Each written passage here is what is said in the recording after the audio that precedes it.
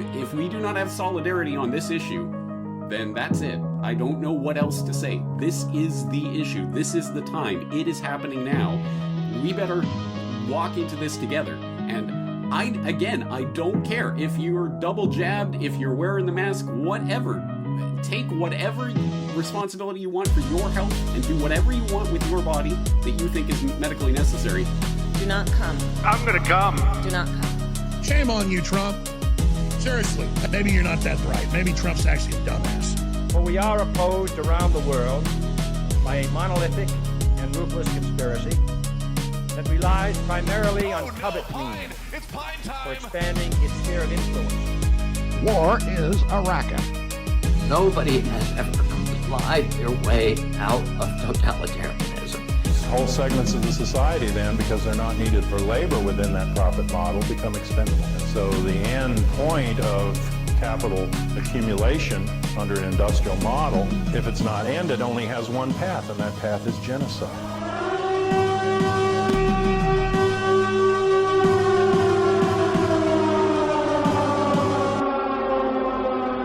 It. Ace? Pirate. Radio. If you don't want to listen to a 4.5-hour Joe Rogan podcast. Did you? Tucker Carlson? I listened to... It wasn't 4.5, it was like 3.5. I think I got 2 hours into it. Oh, okay. I wish to listen to the Paul Stamets one.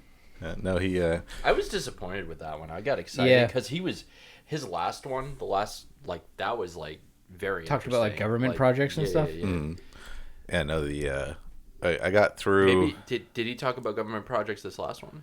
No. No, I was going to say. No, he kept it really above board. Oh, yeah, most recent. Sweet. Oh, I was about to say, there was a whole thing because, like, it released... I got so excited. I was like, this is either going to be... This is going to be interesting. Mm-hmm. And it kind of was, but Tucker kind of, like... I don't know if he took stupid pills before the show, like, being a little facetious, but, like... or maybe he was just, like, super starstruck by Joe Rogan. I don't know. Like, you wouldn't think someone like Tucker Carlson could do that, right? yeah. Confirming it's working. It does.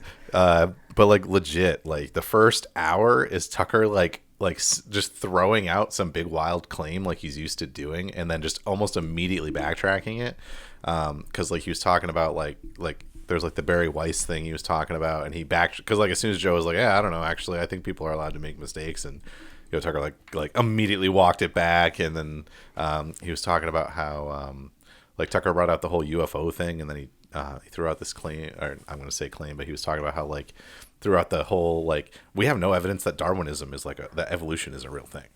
And what the fuck? Yeah, I know, that's what I said. I was like, Tucker Carlson is like an educated, smart guy, but then Joe Rogan immediately was like, what makes you say that? And you could see Tucker like, shit. I did not think this. I literally just said Darwin, like, evolution is just a theory, and he went through that whole argument, and he's like, we have no evidence whatsoever that humans, like, evolved. We don't even have a fossil record that shows, like, their evolutionary chain. And you can see Joe's like, and then he like, well, let me be more clear. What I mean is, we don't have a single shred of evidence that says human life as we know it today evolved from a single cell organism.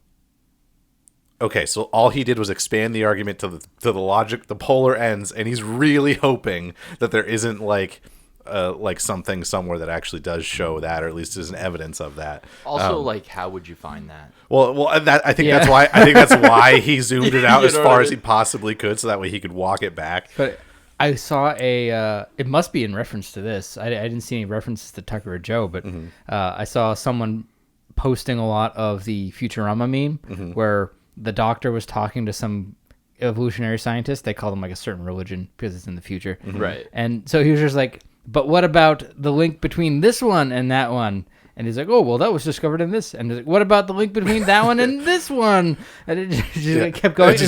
And eventually the scientist was like, well, I guess we just don't have a link between those two. And they're like, I knew it. It's like, holy shit. Like, I think it was probably, I don't know if it was like Tucker Carlson just, maybe they had a great, maybe he just really is genuinely just used to everyone he talks to kind of being like, yeah, whatever you say. Well, he's the talking head. He's not usually getting interviewed. Right. He's the interviewer. And I'm going to assume that it was something like that. But you could definitely tell, like, like Tucker is way smarter than this. Like, this isn't to say that he is, leading any sort of like, he's not on the bleeding edge of, philosophical discovery or anything, but like Tucker's a smart guy. Yeah, for sure. Like he definitely understands more than you would ever expect him to understand, especially considering what his profession was for a long time and how he kind of went about it. But like, he's a smart guy. So it's weird. It's just weird for him to say things like that. I mean, so back to like the evolution thing, he did say that. I got that.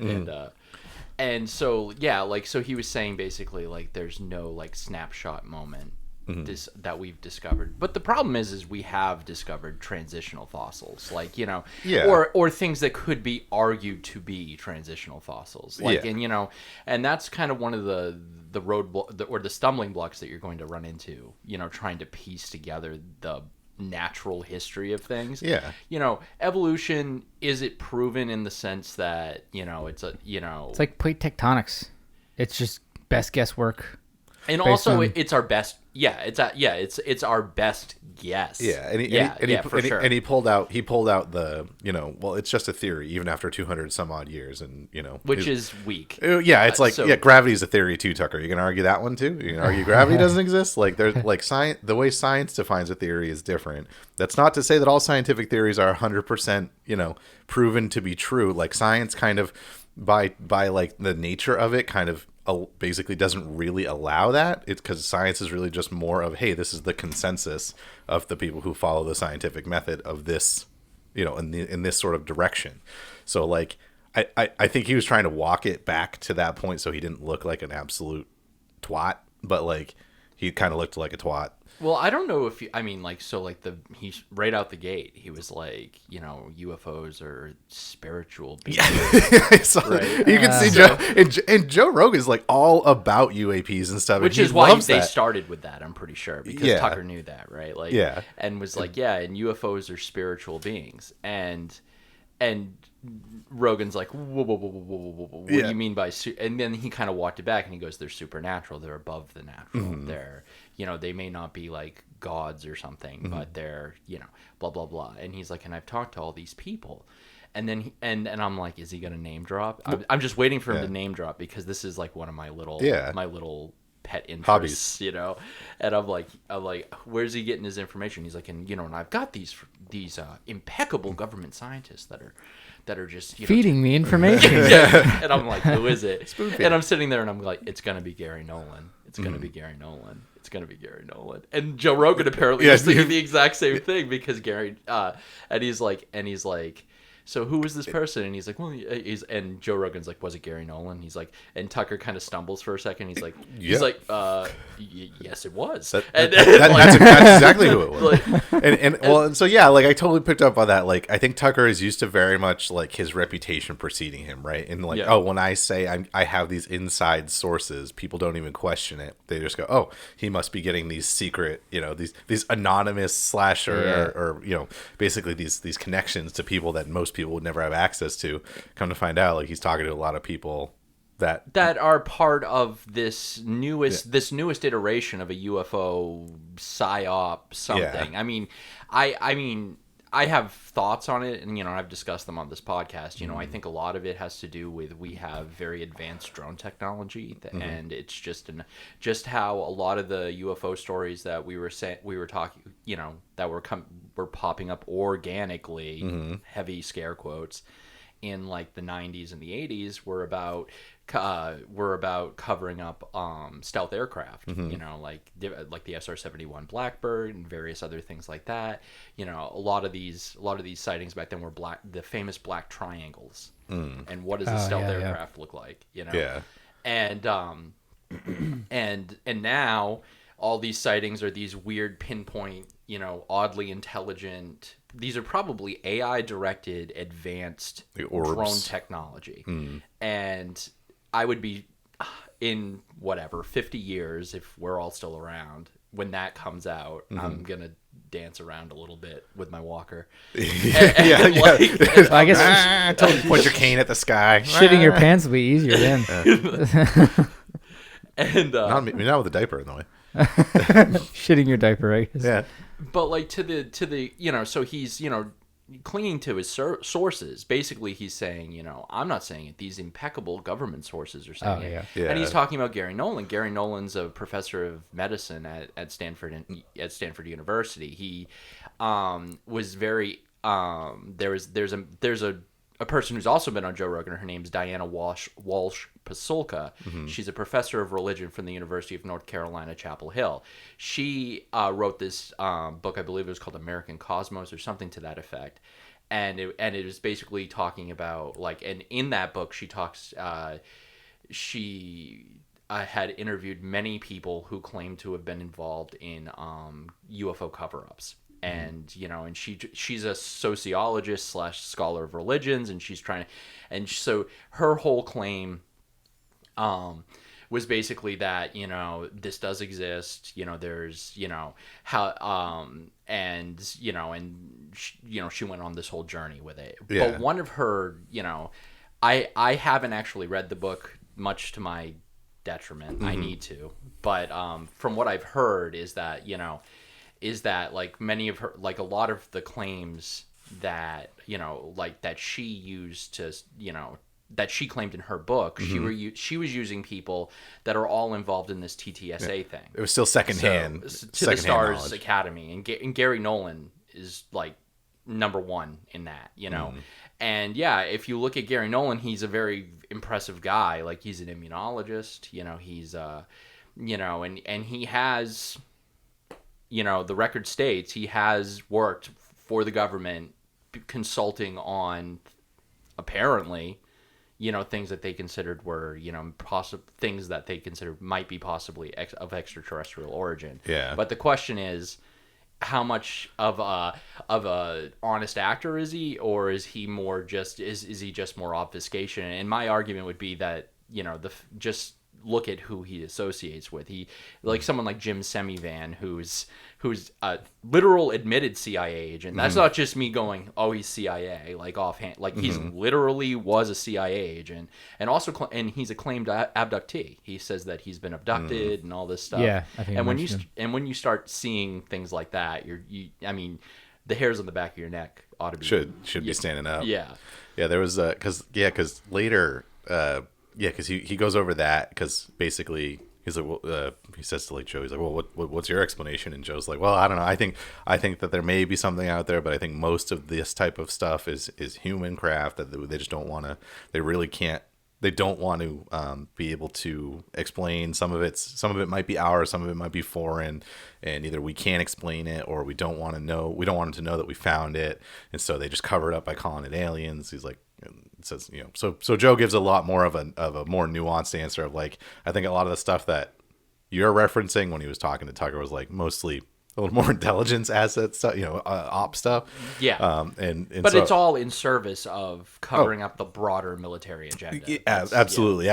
And that's why I thought that was interesting, because, like, yeah, I don't know what was going on with Tucker, because later on, did you get to the part in the show where Tucker literally goes, because he does a similar thing where he kind of uses this shadow, I don't want to say shadow informant, but he's talking about someone who's a public figure, and he's like, well, I'm interviewing. I just sat down with someone for an hour and interviewed about them about how the Biden DOJ is going to put him in jail for the rest of his life for pushing Russian propaganda. He wasn't even talking about Trump.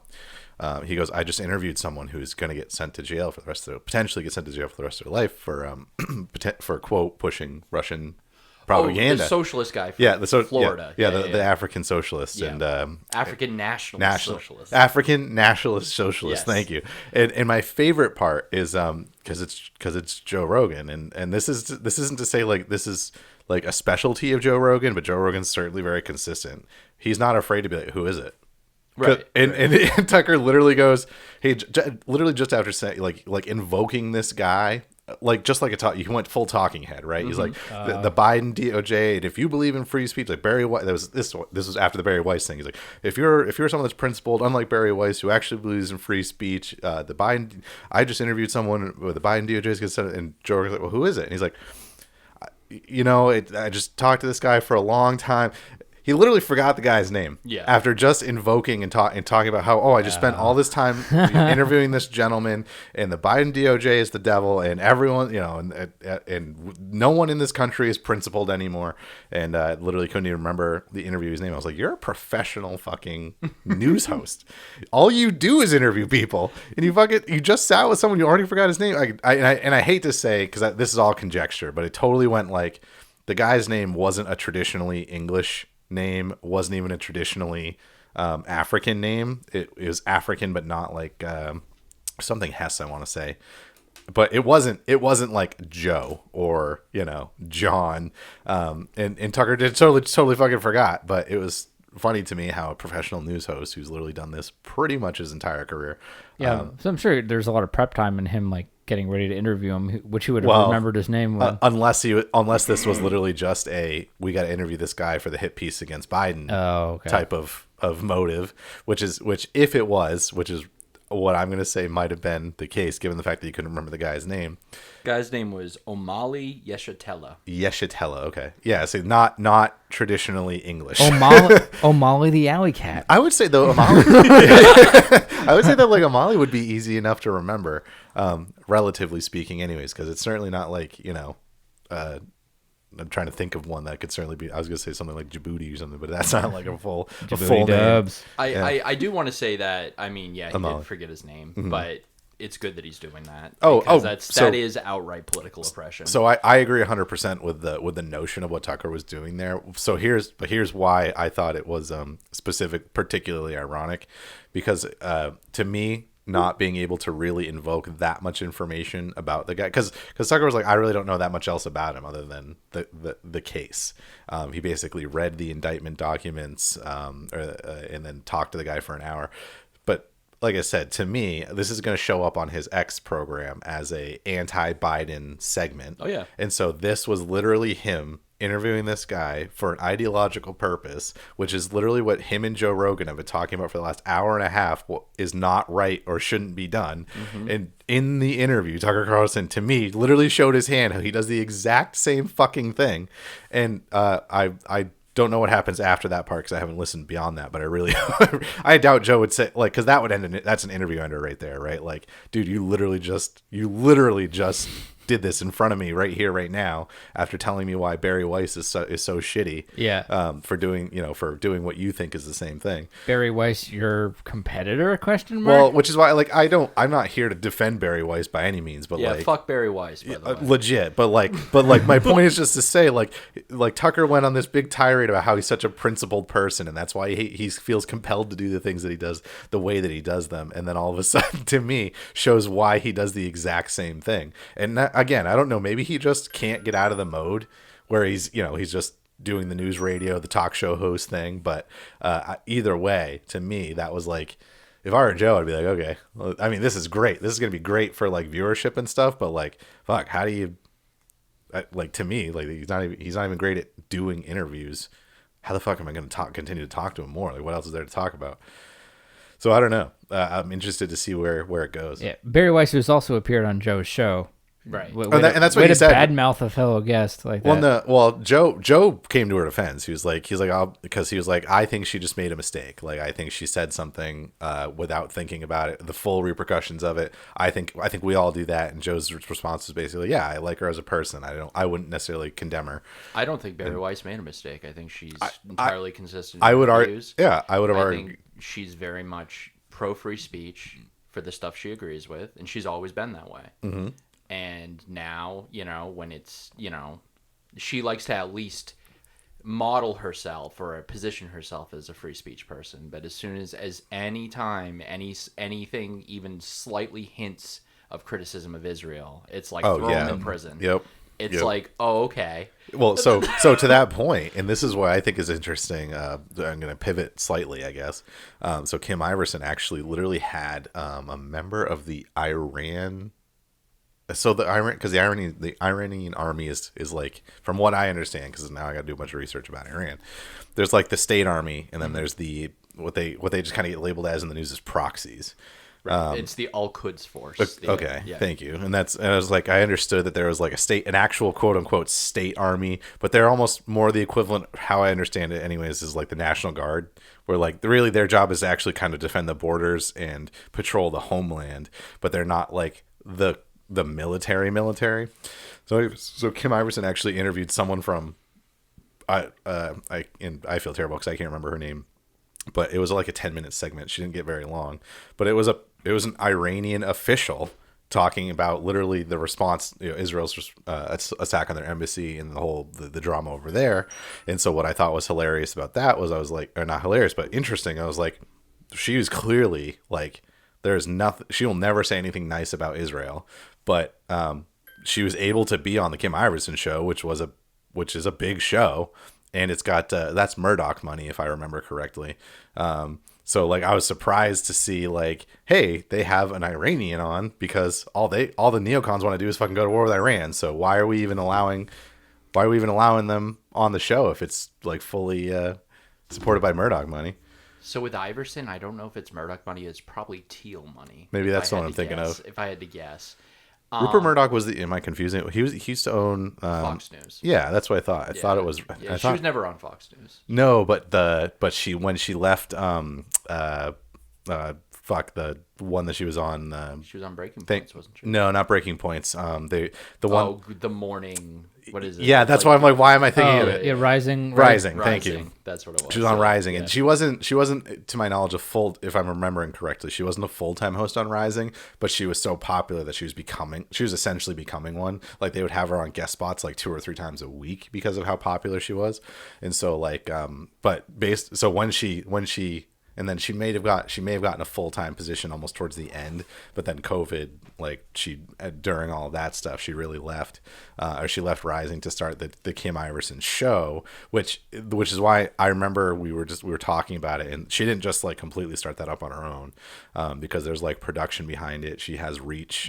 There was like some connect, and I couldn't remember if it was one of the, maybe it was Koch's. I can't remember. It was one of the shady money. Yeah, it was one of the big money news families, and I thought it was Murdoch, but either way. Now they mentioned, I think it may have been Koch, because you saying that reminds me, because I always say Koch for the Koch brothers. The Koch brothers, yeah. But I'm getting that memory, so like I said, there was one of them, and I can't remember which one.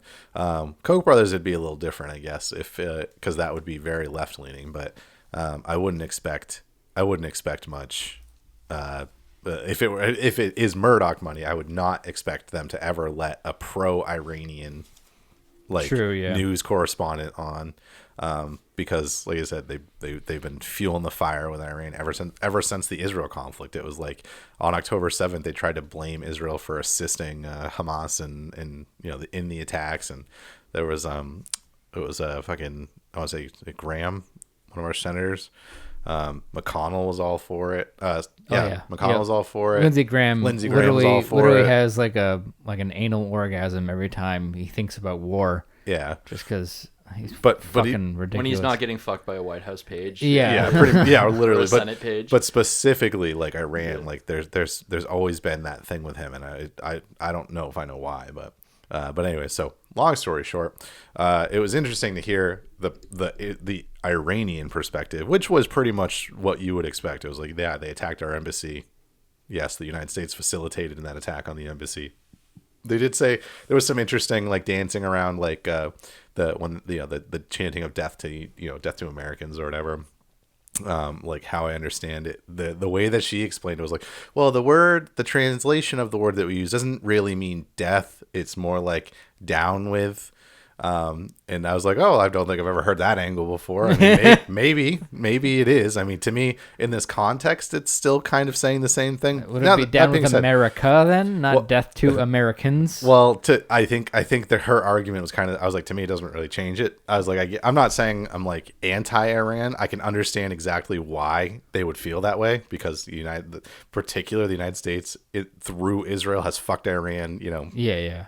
in and out pretty much wholly forever, but like I get why they would say that. Rasputin. But I was surprised to hear I was surprised to hear an actual like semi-political, oh no, like we just kind of chant death to down with America, not because it's like we're gonna go bomb like embassies and stuff, like wink wink not, basically like Israel does, but more just because we're expressing our dissatisfaction with foreign agents in our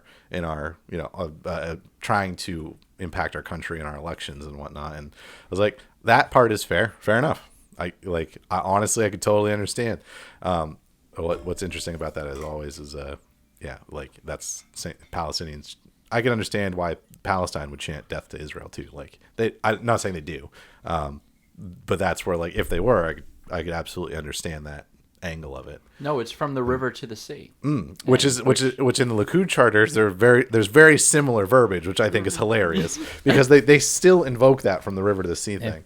From the genocide to the sea. Yeah. And the House just determined that that's an anti-Semitic slogan. And there was a story about glad that's settled. They had there was I can't remember, was it Stanford? It was one of the Ivy Leagues, I'm pretty sure. They had their valedictorian speech. They actually canceled it. There was a story about this. So there was the valedictorian had her major was actually like genocide studies, and the school got very concerned that her speech was going to cover Palestine issues, and they're like, well, we can't let a student of our academy use the knowledge they gained at our academy. Oh no, our trustees are going to get upset. Yeah. And so they literally shut her down and wouldn't let her do her speech, which was pretty funny. Not the act of it, but to me the irony of someone literally studying genocide and they're freaking out that they might, I don't know, maybe adequately talk about a genocide. It was pretty funny. Like that girl who was testifying for the House was like, please don't use other genocides to talk about this one, and she gaffed because it's not supposed to be a genocide. Yeah, she's invoking the term genocide. And what was it? Sagar and Jetty from Breaking Points, I guess, got into his latest quote unquote hot water thing. That being said, he's usually pretty good, so he doesn't ever like get in like a situation where he's ever really dug out. But he made a comment that using the term genocide is quote in vogue. Basically what he's trying to say is like it's fashionable to call things genocides now because of how often the term is getting thrown around lately. I think this is actually where I think I divide from like, we were using the racist for a long time and it wasn't actually racist. I think most of the genocide usage today is valid. I do too, actually. I think his point was more to say not that using the term is invalid, it's that everyone uses the term. So the Palestinians say Israel's trying to genocide them. The Israelis say that the Palestinians are trying to genocide them. There was even, again, Lindsey Graham made the news for talking about how what China's doing to Taiwan could be considered a genocide. Literally how? Well, and so that's kind of what I think that's what Sagar's point was like. In our news politics, the word genocide is being just they're trying to saturate the market with it, so that maybe to try and make it lose some of its potency when it inevitably is, and it already has been but inevitably has been officially understood by the world that what Israel is doing to the Palestinian people is literally a genocide by every metric we have to define a genocide. So now I can't wait for Merriam-Webster to change their shit. To change that. I haven't gone. Maybe they shadowed it. I haven't even gone to look. It's just an asterisk that says does not apply to Israel. Yeah. Actually, by definition, ethno-states can't perform genocides. That's going to be the only way a genocide can be performed is against the Jews. Yeah, pretty much. Yeah. Genocide now only applies to when it's happening to the Jewish people. Yeah. So now I'm seeing, I've seen in various interviews and stuff that I've watched, there a distinction being drawn between genocide and holocausts, generic. So the Holocaust used to just be a singular event in history. Yeah. And now they're trying to make a distinction where genocide is something, it's the intentional, killing of people because of who they are fundamentally, either their religious background, their ethnic background, blah, blah, blah, their cultural background. But now what they're saying is this may be a genocide, but it's not a Holocaust. Yeah. And it's but They literally Okay. All right. We're only killing 12 people, not like 18 people. Well, they literally have to try and like it's like this verbal arms race because they're trying to figure out what to say next that can anger people, but it's like we don't have words for that, so they're trying to like we've already hit the maxim of the language for at least in English for like atrocities.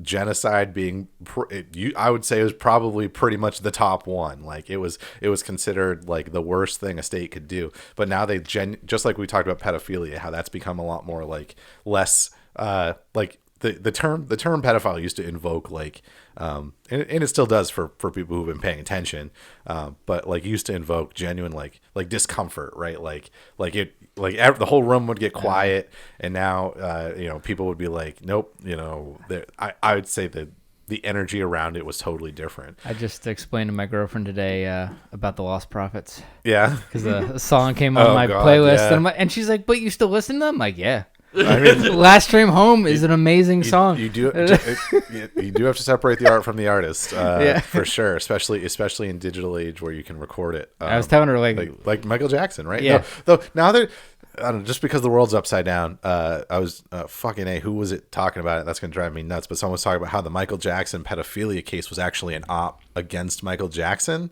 and I was like, okay, fuck. Now I can't tell. Now I genuinely can't tell. Was the guy a pedophile? Was he not a pedophile? I think Corey Feldman has testified that he was. Yeah. There's so like with stuff like that, right? Especially like, with Hollywood, I'm like, fuck. Who do I? Did Michael Jackson find out someone else was a pedophile, and so in order to take him down, they played on the fact that he was obviously pretty fucked up. I mean, for now, I think the weight of the evidence supports the idea that. And I haven't changed my opinion on that. I guess I'm just saying is that like that literally like everything just feels so. Fuck, how do you even know anymore? Like especially in the wake of everything going on with the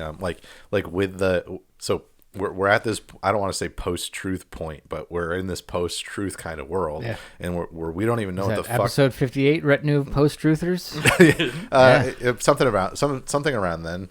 Because it got taken down. Yeah, but legit. So now it's just like, okay, how do we know, right? Like what do we even use? I was actually on a side thing. I was gonna write up another document because I was kind of had like a shower thought that I wanted to expound on a little more. Like how do you truly have a democracy without cultural alignment? So what's interesting let me back that up a little bit. Why I think that's interesting for the United States is because like our self-identity is literally like the mixing pot, right? The melting pot of culture. So here's why on a higher level I came to this like thought. So in any election, right, which is how democracy, like a true democracy would work. If you have 100 people voting on anything, let's say it's 1 million people, who knows? Just pick and 100 is an easy number. And especially in something like the United States where you have two parties. So let's say 100 people are voting for a candidate. And let's say we're in a direct democracy. Even now the makeup of those people will be undetermined for now because I think my point will make itself clear.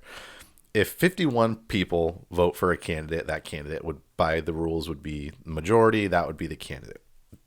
But by nature of that system, there are still 49 people who are not for that candidate.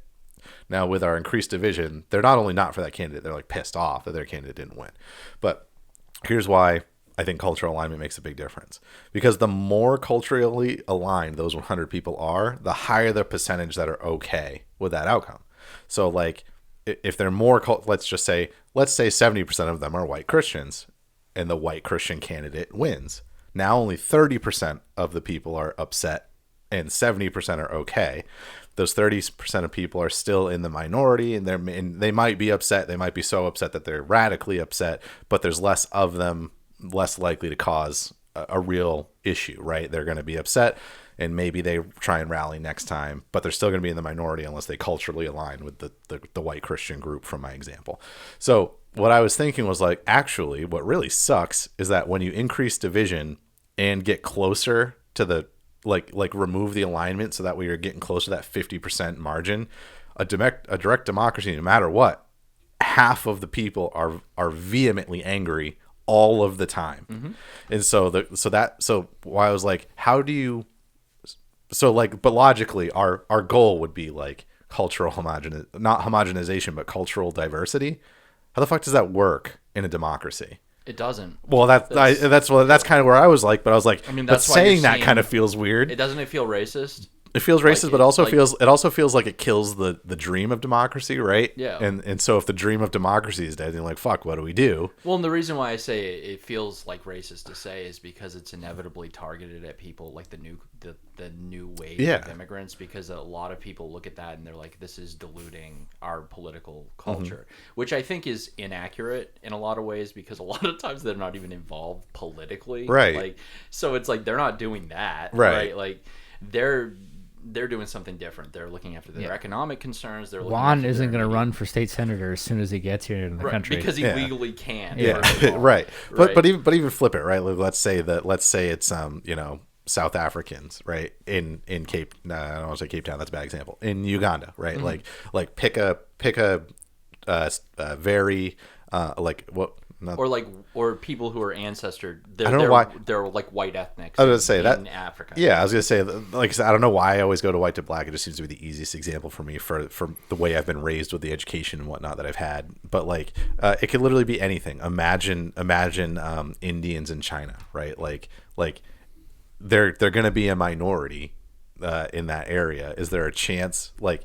But the China and they're different. They're aligned differently. But in a democracy, the 70% of that Chinese group that vote for the Chinese candidate are going to be happy, or the Chinese aligned candidate would be happy, and the 30% of the Indians would not be. Like the actual races don't matter. I'm talking about the culture of those people. And so if you adopt the culture where you go, so democracy might work. Yeah, you speak about this. I'm just thinking back in like the 40s and 50s, when the Irish and the Italians were all just starting to integrate. And sure, they share a skin color, but I also feel like it's almost not the most important thing. Culturally, they didn't align. Yeah, and that's why I'm using race as an easy example, but also like I'm talking culturally, really. Yeah, but also there was like an effort for cultural integration at some point, and I think that did succeed. So I think like most Italians, and not most, but like I mean they're left to their own devices just like any other race. But I think in general they've bought in, or they used to. I don't know about now. I'm still talking contextually in the past of the American dream, and they kind of like. I'm not saying they all were voting a certain way, but they were certainly voting toward a better. And even if they lost, I'd imagine that'd be like, okay, we lost, but like maybe this person who's in charge is gonna help us in some ways. Right. Whereas today there is no like, Biden's in office, we're all fucked. Trump's in office, we're all fucked. He's not going to do anything that's going to help us, even though they probably do. Well, it gets to that point, that like that kind of racist feeling point of saying like the logic of that sort of that I don't want to say equation. It's not an equation. The logic of that, the conclusion of that logic that I was just outlining, that string of logic, is that like if you can't really have a democracy if you overly promote cultural diversity. I think that's what I was arguing for, was the promotion. I think the actual media spin on the division is way worse than the actual division between people. Or what I'll say is that it's difficult to have a democracy, maybe not impossible, because if there's enough cultural overlap, you can still kind of keep your cultural identity. But if the values don't line up, that's where the democracy part's going to fall right out the window. So this is like a classic. This has been an issue in democracy forever, especially since like the rise of mass immigration, like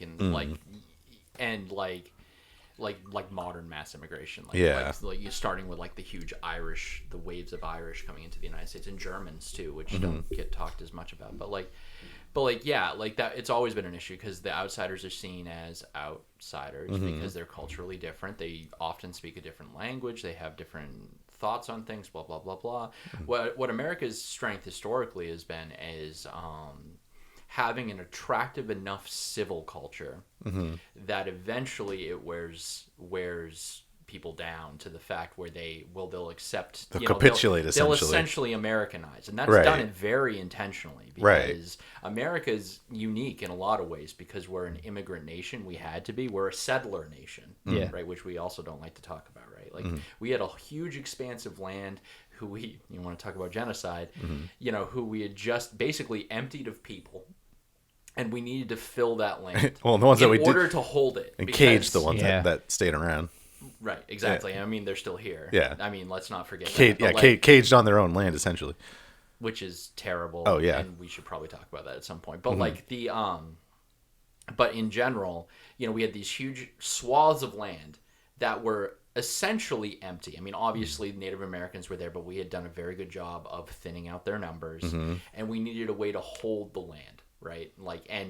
Or else other powers were going to come in and claim that land, because if we didn't have people that actually physically hold the land, we couldn't keep it. Yeah. So it was very important to get a large number of people rather quickly. And the first waves of immigrants were poor, where they were the poor people, like poor Scots-Irish people, very English peasants, people from there. Eventually became Southern Europeans, like the Italians, and then eventually the Irish, and then you have all these people coming over, and it didn't really matter so much who they were. It's that they were there and they could physically hold the land. Until the blacks came, then they really cared that they were. Well, we brought them over. It didn't matter as long as they were wearing waving the stars and stripes, right? Yeah. Technically the area you're talking about is prior to that, but you know what I mean. Right, and then so it's always been like America's a little unique like that, because they had this white aristocratic upper class, which we're taught does not exist, but has always existed, and they needed all these people to come over, but they had to grant them entry. They had to, in some way, because otherwise, how could you be the WASPs?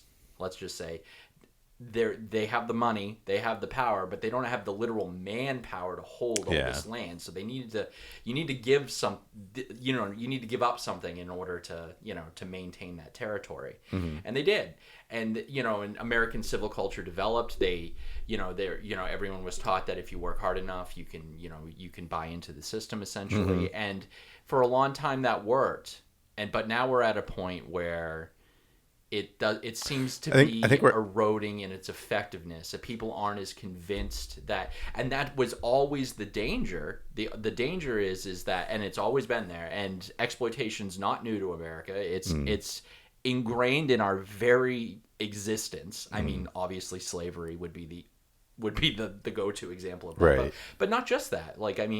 Huge amounts of white people were brought over in indentured servitude, which was, obviously better than being an outright slave, but still not much better. Yeah, it's still not a huge quality of life. Right.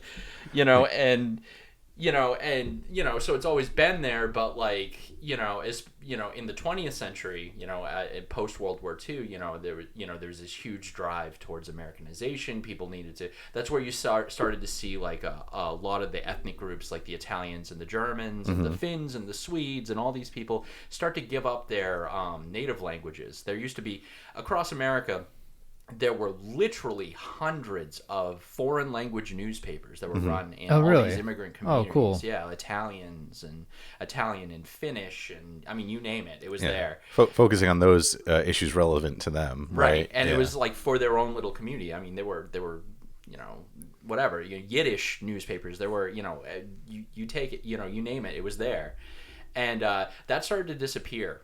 Eventually, there was this focus in homogenization of language. It was the 50s were very much about an us against them. If you're not 100% American, you're a communist. Yeah. And that was very conscientiously done. Keep talking. Sorry. No, you're starting to sound like you're in the background all of a sudden. So I don't know. I don't know, maybe it's like There you go. Try to... Hello? Oh yeah, that definitely sounds. I wonder if it was sliding. Yeah, maybe it was just getting low. Yeah, in the clip. The shape of the sound capture is literally a heart. That's why they call it a carotid mic. So I think it was just starting to twist, because I could see your. Oh, maybe that's what it was. Your little thingy here is over that way. So shit. Ooh, that was close. Yeah, you sound better now. So all right, can you remind me what I was saying? You were talking about their small papers that were culturally focused, or Yiddish papers that started to go away towards homogenization in the news media in the 50s. And so that was essentially that was intentionally done, right? Yeah. I mean, and you started to see I mean, and it's all a game. Well, it's all a game, but and it's all about the maintenance of power, right? And the political calculus is always changing. But right now, what scares me about our current moment is basically that Americanization seems to have lost its steam and its Yeah. value. Yep. Which is, I mean, I bring up Civil War almost every time we talk, and that's one of the primary reasons why I'm very worried about it, because we have lost that civil culture, which had its own problems, by the way. Right. But its primary benefit was that we weren't killing our It neighbors. was essentially the glue, right? Like, Yeah. Because You know? we talked about this, I want to say sometime within the last 4 or 5 episodes, about how like the issues that we have now at the forefront, like the wedge issues that we talk about now, are for the most part like not definitely by no means the end of issues, but like we don't like abortion is certainly an issue that is going like culturally, if you believe. And this is finally kind of starting to get into the news media. Like, if you believe that abortion is murder, you're not going to change your mind about that. Like you might argue about the the argument of when and where and how, but like you're not going to like just all of a sudden, no, I don't think it's murder, anymore, and change the way that you believe based off of that. Because like that would be like that's an issue that is not just a, I'm trying to think of a good example from like the early 2000s. That's like, I don't want to say a non-issue, but like if it didn't go your way, you weren't like, freaking, you weren't believing that you were going down this like culturally it's hard devoid in road. today's political climate. It's hard to even imagine one, right? Well, yeah, and I bet you if it went back just and actually like read some of the news like the news headlines from the 2000s, you'd be like, why the fuck were we ever worried about that? Like that's not even like in hindsight, you'd feel that way. In the moment, I know it was huge, but like nowadays, it almost feels like we're at like every political issue is existential, like that's what it feels like. And so of course you're going to have very strong beliefs. My argument is that it's one of the reasons why it feels like there's sensationalism for sure, right? Oh yeah. But it's only sensational in the sense that like I feel like a lot of arguments for sensationalism is like everything's okay actually. The United States government is actually fine. You're right. You're overreacting. Yeah. Blah blah blah. I honestly believe that is less and less true every day. Yeah. And it feels like the chaos theory, right? Where you're just like, I know I'm not going to say I've changed my opinions, especially not on a lot of things regarding like sort of world guidance and like deep state stuff. I definitely still feel that there is a deep state. Now now where I have sort of not necessarily waffled, but like question is like how organized is it, and how much of it is just chaotic? Yeah. like seeded by an organization or organized group of some kind, but the actual results of it are like really just more them rolling with the chaos and just trying to keep the chaos trying going. to manage it. Yeah. I always think it depends on the time period, how powerful like central authority is, right? Like, I think the deep state, that's the current parlance, right? But like whatever, the overclass or however you want to see it has always existed in some form, at least since like Western civilizations existed. There's always been some like merchant class, some banker class, something that's always been kind of directing things. So when they started to get the perception of like international agreement, right? Whether that was states or whether that was just a private entity that was able to like actually kind of zoom out. Whereas everyone else was just so focused on their daily life. People forget, states didn't even exist, like, not even that long ago. I mean, I believe it was the 1600s. I mean, that itself was a conspiracy. The whole idea that, because before that, political territory was the personal, private property of individual monarchs and their families. You know what I mean? And then that became a thing. There was a movement, a social movement among the elite. To kind of make this like national sovereignty, the characters, they were stoking nationalism that was benefiting certain people at that time. It would shield them. It would shield them from direct finger pointing. Right. If you have like a political overclass that you're secretly managing from behind. Right. And so like you see like these royal families kind of like take a step back. Yeah. They never went away. Yeah. They're still there, and they're still very wealthy. They're still extremely powerful. And it's actually one of the most underreported things in I would say in Western society is the effect of like things like the royal family in England. Yeah. Well, I don't know if you guys heard, but they kind of showed their hand a little bit when DeSantis was trying to rule on COVID stuff during the pandemic, and Disney was like, no, you don't own us. The Crown owns Disney. Yeah, it's crazy. I was like, Yeah, what yeah, the they have a fuck? That's substantial insane. stake in. Yeah. Yes, Fucking yeah, shocker. Of course Yeah. they do. yeah. Well, exactly to that point. It's like, like that's what I mean. Like, I don't know how much of my thoughts that a deep state or deep state type, and it's something extra statular is where my brain went, but that's not the right way to say that. Something that exists outside and above the actual government, the actual state, the social agreement that we all look at as citizens and call the government. There's something that exists beyond Like that. supranational. Or Yeah, something like that. something Yeah. that exists beyond that, and not just ours in the United States, but Yeah. all of them, right? And even then, the supranational monarchs are trying to make a front for themselves there too, with the WEF and shit. yeah. Yeah. I mean, and I would argue that that's always happened. Like, and so like one of the easy takedowns of like conspiracism, like this idea, like if conspiracism for in, you know, it has always been like, well, there's not one group that controls everything. That's so stupid. And like that's very rarely what's really claimed. There's like some stupid people that think like the Illuminati, you know, like are behind everything, and those people are dumb. Like the Illuminati in some sense existed. It probably has faded out, you know, in terms of its power. There may be some like precursor organizations that are still relatively active, but like it's more of a historical thing than an actual thing that exists. The way I look at it is, if it's in common parlance and everyone talks about it and kind of knows it in the background, it's not really a thing anymore. Right. Yeah. But like they're still human. Right. They still have the same foibles, the same weaknesses. They're going after each other. They lust for power. They lust for wealth. They lust for whatever. But the problem with them is that, or that class of people, is that most of their needs are satisfied. So they operate on a different level than like you or I, right? Because we have to we have to worry about things like subsistence, like, you know, having enough money to eat, to pay our bills and things like that. They don't have to. Which they're making it harder for us to do. Right.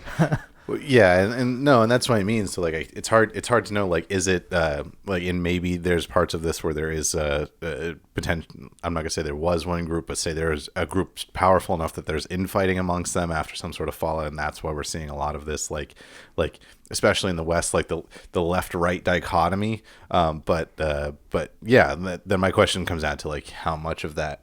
Or the question in my mind comes down to how much of that is like organized. I think the COVID vaccine response was absolutely organized. By whom, by what? Outside of the government, kind of hard to say, or outside of even the known players. Like Bill Gates is not technically part of the government, but he's certainly part of that sphere. In particular, so to my mind, that is an example of an organized attempt to persuade the world to do something. Yeah. Right. Like, but how much of that was entirely like precisely calculated, and how much was it just kind of, all right, we're going to roll the boulder down the hill and just try and ride it and try to get it going as fast as we can to see how far we can get it, and how much of it was like, nope, this is where we expect it to land and go. I still in my heart of hearts, where I believe that the goal was to get a vaccine compliance and combine that with a digital vaccine like passport, and I just don't think they were able to actually get enough momentum to get people to willingly capitulate everywhere. Well, not everywhere. There are definitely places that did, and so like the precedent is out there. They're going to have the technology when they're ready to try and do this again, which is absolutely going to happen. At least in my mind, the certainty is there. But so like when I think of like organized like goal setting, to me, like that's an example. But like for example, like how like the whole not to bring up the abortion thing again, but overturning Roe v. Wade has been a long-term goal for the pro-life movement in the United States government, which absolutely understand, kind of going to the point of like, you're not just going to change your mind, but they've been like trying to do that for decades. And so like they organized that, but they would keep trying, but the public clearly wasn't on their side. And then obviously we're in a post Roe world now.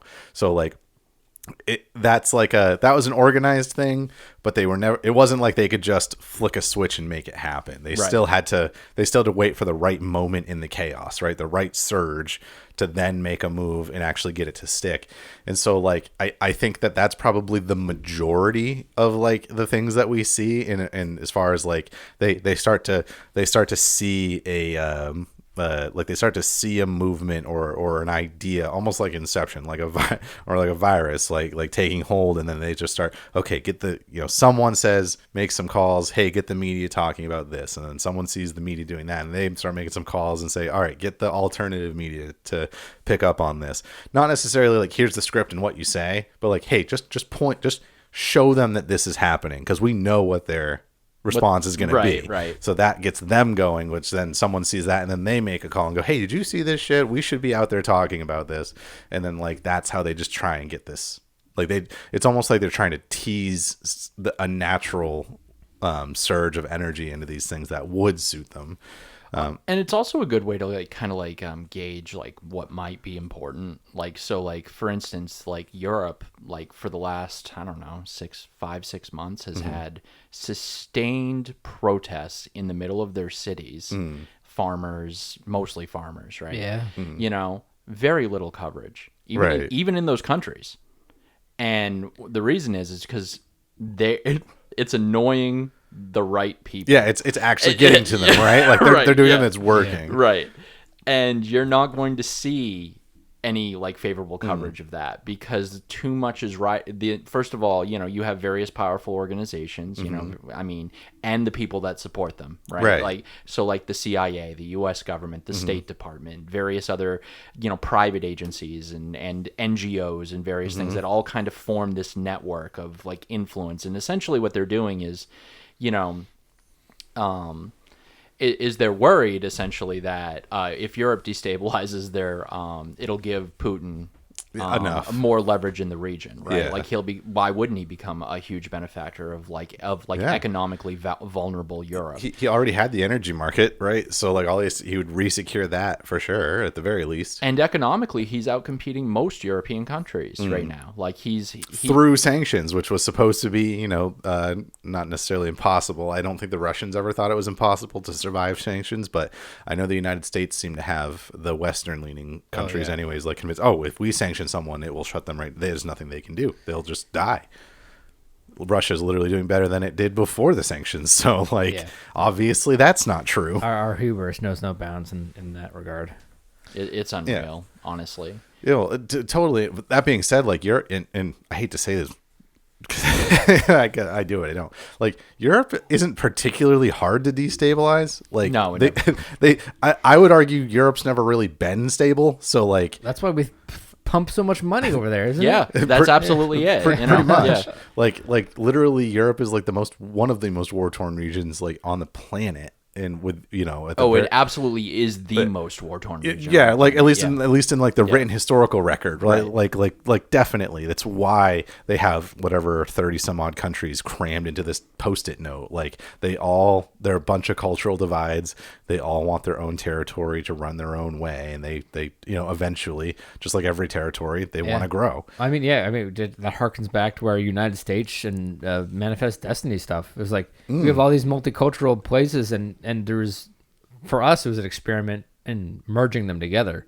But Europe was, the European Union is crashing and burning. Which is why America is a better model. Yeah. America, and very rarely do I say anything positive about America, but like it is a better model. It's a more stable system. It's a better idea. And if it's run correctly, it actually could have quite a bit of life in it. I was gonna say until it hits a certain point where the benefits or the incentives become like worth the costs, and by that I mean I don't necessarily mean just profit, but like profit versus like we don't, they don't have to even abide by the founding rules of the country anymore, which is obvious by how like anyone paying attention to how they've behaved, particularly with the First Amendment item. Like we're almost at the point where there's like a portion of the public that's like just genuinely willing to say out loud, like you shouldn't be able to say bad things about Donald Trump or Joe Biden, pick your team, right? Like and like we're getting to the point where those founding, like those things that literally were set up with the very specific intention to avoid it turning into a fascist, dictatorship, essentially.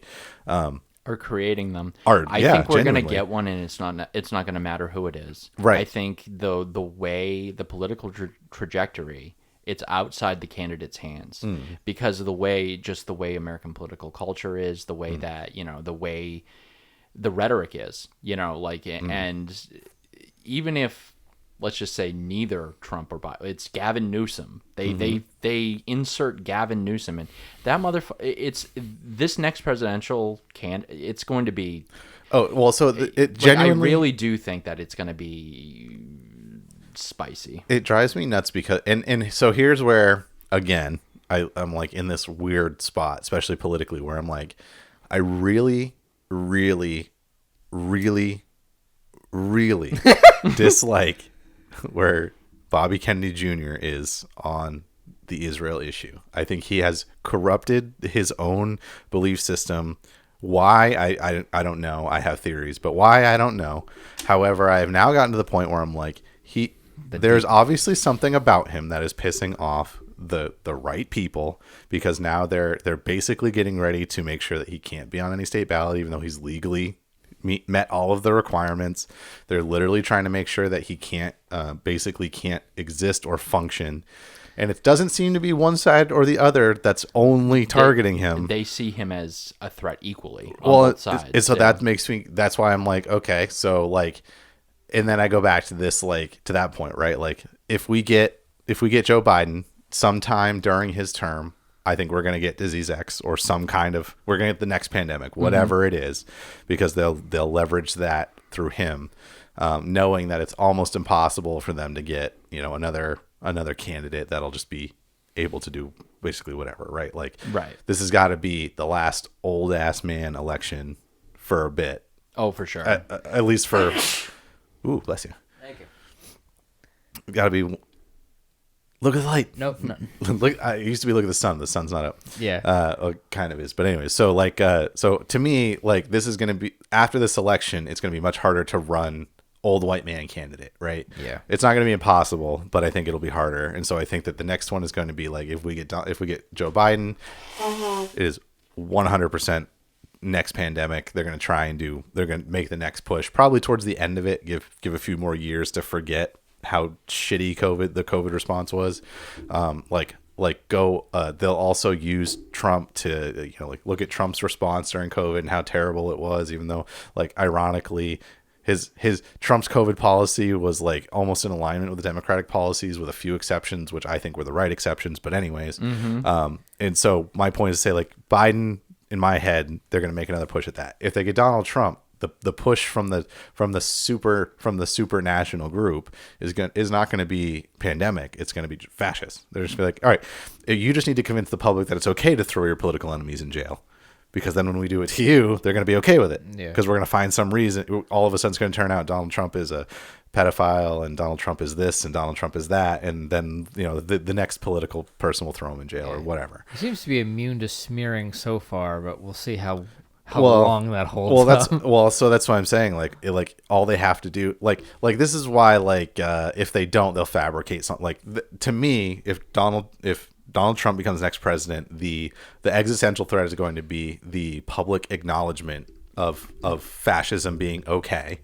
And if we get Joe Biden as president, it's going to be the exact opposite of, it's going to be okay for the government to completely just own your life. It's fascism. Or either way. Yeah, right. And so that's why I'm like, so to me, it's like, so Robert F. Kennedy is back also genocide supporter. Yep. Which is fascist, by the way. but and this is where the stereotypical fucking Americans coming at me, like, it's not fascist here. So I'm more okay, not okay, but I'm more inclined to want to go that way.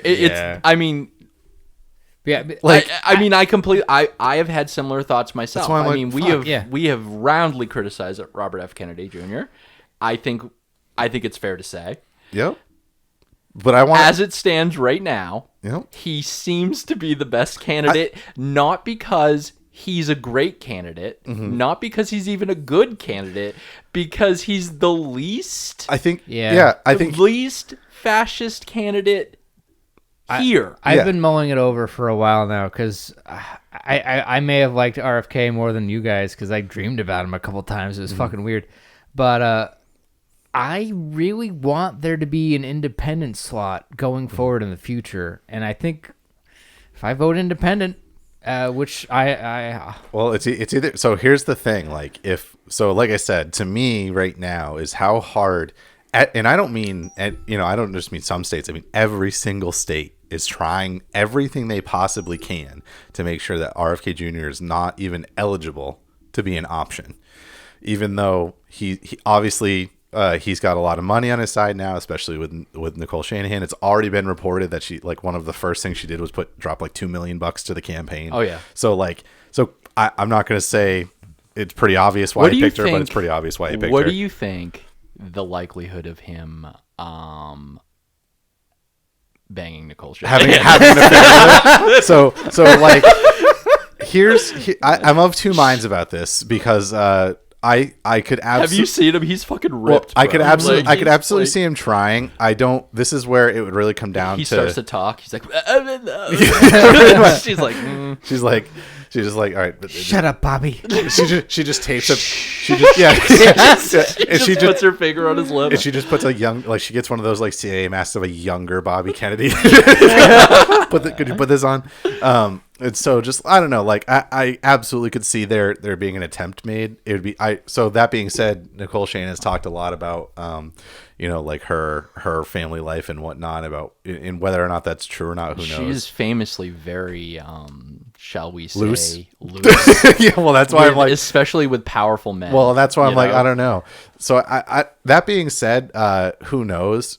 It wouldn't surprise me if she, like I said, it wouldn't even surprise me if it turns out she's an op, right? Like she definitely, there's something there. Like he got bought, or he got played like a fiddle, and so that's how she got there. Which commenter on Twitter was saying that she's the reason why I even bring it up is because they said that she's a honeypot. Yeah, she's for some. It's hard to tell. Distract him enough. But like, yeah, you would think a man in his like 60s, or is Bobby Kennedy in his 70s? No, he's in his 60s. Yeah, late 60s. I thought it was 60s, but yeah, I know 60s, he's still considered an old man. But like you would think a guy in his late 60s would be wise enough to be able to, keep the thing in check when you need to. And a man who's famously and openly talked about how he's slept with every honeypot in the last 70 years. Maybe he genuinely can't help it. But he has a honeypot fetish. He can't help it. All I'm gonna say he's is just like, well, ever the optimist, I'm gonna think this is the one that he misses, right? He likes women who are dangerous for him. And maybe that's it. Maybe I think that's it. Honestly, he just can't get it up without knowing that there's a They may be working for Israeli intelligence or something, or like Google. Or can't whatever. get it up without knowing there's a mic in the room, or camera in the room. Like it's just a fetish for him at this point. Like I need to know, what are your credentials? I need you to write them down. Are you wearing a wire? So anyways, they just start doing it out on the patio because he knows there's a satellite watching. I was just like, oh man, my head canon now. But my point is just to say, like, there is such a concerted effort from both sides of the extra political apparatus that, like I said, it doesn't seem to be a left or right thing. And Donald Trump has pivoted, right? But Donald Trump was always going to. Joe Biden's pivoted, but here's my point. Like this is political royalty being political royalty. But did you see that, like, they've put this whole event together where basically the entirety of the Kennedy family is going to have a party and announce that they endorse Joe Biden for president. Yeah. Like to me, some group has literally gone out of their way from a pro-left group, pro-Democrat group specifically, has gone out of their way to say, like, hey, look, we gotta get the Biden family to disavow Kennedy because that'll make him look like a piece of shit.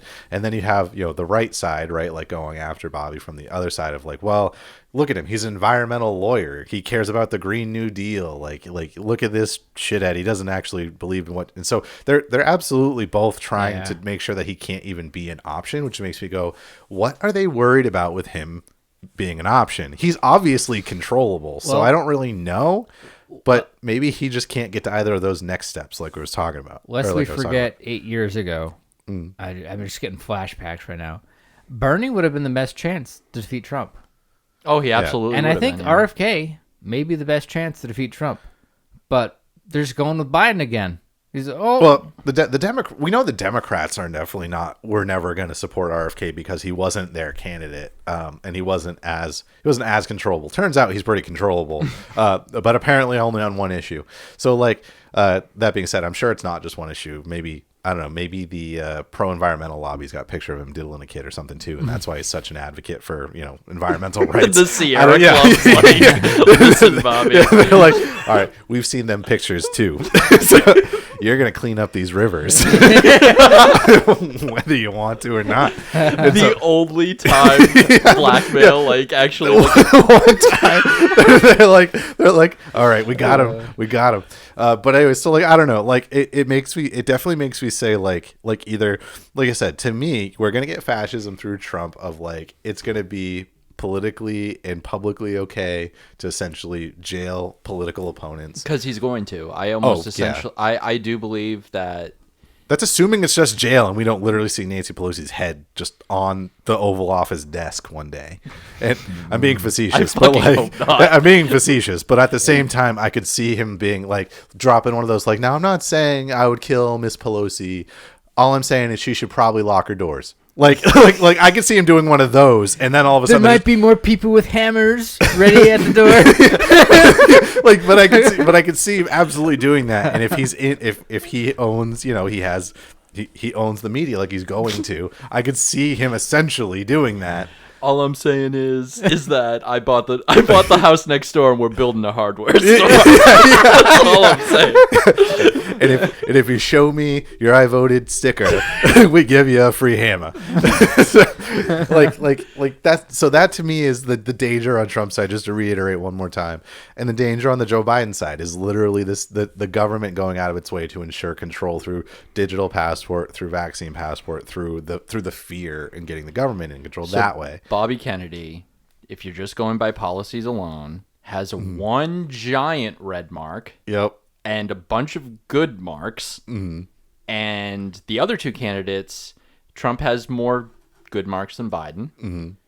But essentially suck. Yeah, well, essentially. They both, like I said, to me, they both represent existential threats to the American public. Like, and that's not to say like, oh, they're just terrible politicians. I mean, like, I'm legit worried that in the next 4 year, that gap, like the hole is going to narrow where they feel like they have to do something insanely drastic, or else the wheels are going to come off the machine. Yeah, and that also bothers me too. It's like, if they're so worried about Kennedy, just fucking kill him when he gets into office. Well, like they've done it before, and maybe and honestly, that wouldn't shock me either. I know I know Kennedy, which I think is pretty clever, because it works for both Biden and Trump. The Kennedy campaign is talking about how the presidents still haven't released all, like they've been able to release the footage and a lot of the evidence on the JFK assassination, and no president has ever actually allowed the release of that. They all continue to sign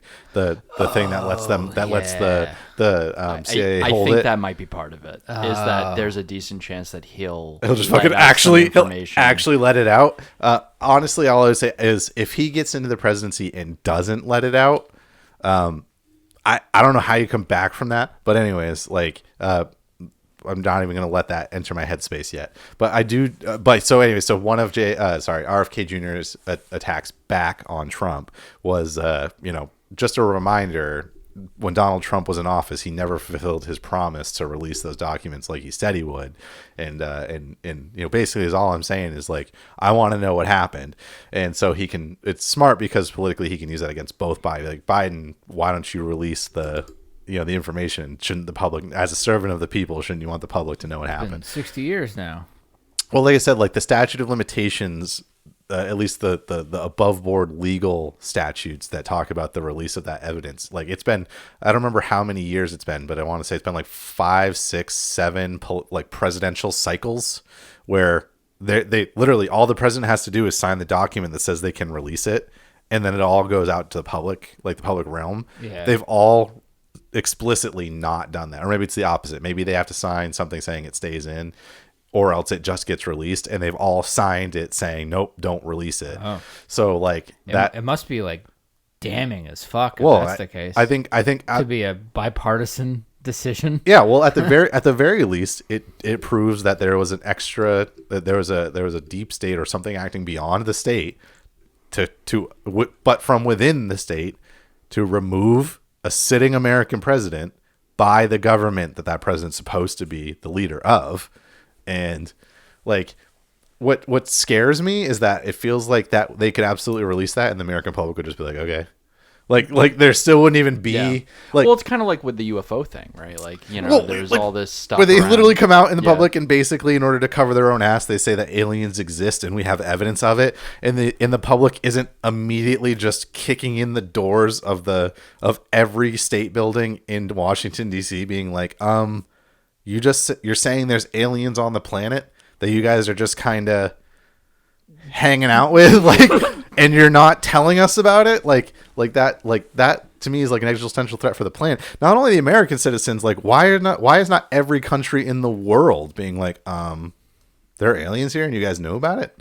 Yeah. And you're not talking with us? Like, which just makes me think that it's not real. That's right. Yeah. And I think that's what most people know in their hearts. Yeah. It's just all bullshit. Yeah. But I think that the majority of it is definitely cover-ups for America or for military technology that they just definitely don't want to even fathom that the public hears about. And so like, and also it would mean that it'd be difficult for them to test it in the ways that they've been testing it, which is probably essentially on human beings, whether they're Americans, which I'm sure some of them are, or in other countries, right? Like we've talked about how Palestine, or specifically Gaza rather, was like a testing ground for a lot of military equipment, not only like surveillance and whatnot. So like, it wouldn't surprise me if they just don't want to have to admit that there was like government technology. It would be funny if the JFK assassination, it comes out like that was actually an AI plot, and then the AI actually, like, the reason they don't want it to get out is because it wasn't like the deep state is really just like a motherboard that's been sitting in Area 53 under a mountain, just been like pulling the strings for 50 years. Do you want to hear my take on one of the main reasons why they won't release the JFK stuff? Mm-hmm. It's I think what it is that during the time, how they convinced a lot of the members of the Warren Commission to come on board is they leaked them documents, essentially a proof that the reason why Lee Harvey Oswald killed John F. Kennedy was that he was working directly for the Russians, and that we couldn't leak that information, blah blah blah, because it risks world war, would risk nuclear war. So okay, Mr. Earl Warren. Yeah. You know, what are you going to do? Are you going to, you need to get up on this committee and you need to lie, essentially, so that we can avert nuclear war. Right. But what's come out since then is that John F. Kennedy was having secret correspondence with the leader of Russia at the time. He was they were essentially trying to circumvent their respective deep states. Yeah, they're both trying to like rein in. And saying, you know, and trying to be like, how can we avoid this? We need to de-escalate this nuclear problem. This is unbelievable. They saw that, the deep state saw that, and they took that correspondence as genuine proof that the United States president had been co-opted by the Soviet Union. Because this is, I guarantee you, this was at least part of it. Yeah. And they thought in their hearts that they were justified. They're doing the in patriotic taking thing him out because you know, baseball, American Pie, and they were doing the patriotic thing in their minds. And I think a lot of these documents that they're sitting on are essentially documents saying just that. That essentially the president is a traitor. Here's this correspondence. Here's all this stuff. You know, and this is why we need to. And I think what would come out is that a lot of people within the government, including Hoover, people in the CIA, maybe his own people in his own cabinet, signed off on his death. Right. And you can't be having that coming out. You can't be like, it wasn't the deep state, which although there were aspects of the deep state, I think it may have been the state. Yeah. The state killed him. Yeah. Like just just that's it. Like, you know, and obviously they used other actors, you know, there were various things. There's, I mean, the JFK assassination is just, I mean, you could literally spend your entire life, and many people have, just studying it. But like, I think that's probably it. I think that's why they don't. Well, that's what I mean. At the very least, it would show government complicity in the murder of a sitting president. Right.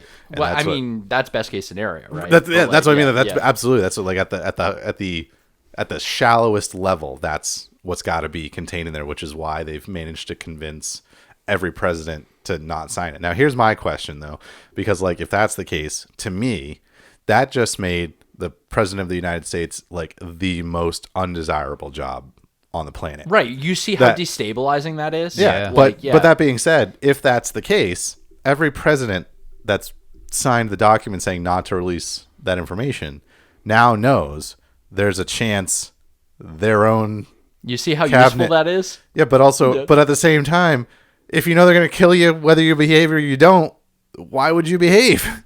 Yeah, but the type of person that becomes president is someone who builds social capital. Yeah, so it's very important to those kinds of people who that they're liked, that they're accepted in, you know. And I really do think that it's probably just been effective enough. You know, I mean, Obama's a different thing. Obama's was CIA from the beginning.